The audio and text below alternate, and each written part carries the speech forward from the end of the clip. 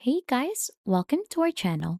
In today's video, we'll learn how to do dual photo editing, fade image edges, easy Canva tutorial. So for us to be able to begin, just head on to canva.com, choosing a template to get redirected here onto the editor. Then right after, it's time to add in the photos that you want to go ahead and do the dual photo editing. So you could do that one here.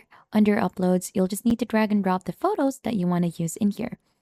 So since I don't have a photo onto my end, let's try to use some stock photos here onto elements, try to search for person in here, and we should be able to find in different persons here under photos. So we could go ahead and use this person in here. So as you can see, we could resize him to make him bigger. And then right after, let's go ahead and try to update the transparency for that. So we could go ahead and adjust the transparency to add in a fading effect.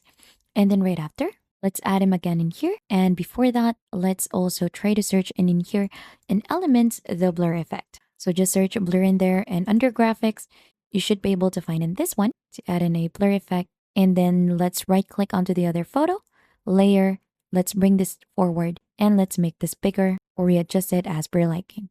And it should go ahead and look something like this. So we have created a fade image effect. We could go ahead and save this onto our device. And then you could also try to choose the file type for this. So we have PNG for photos or anything you like, and just click onto download. And that is just basically it. How to do dual photo editing, fade image edges, easy Canva tutorial. If you think this has been helpful to you, don't forget to hit the like, subscribe, and we'll see you on to our next video.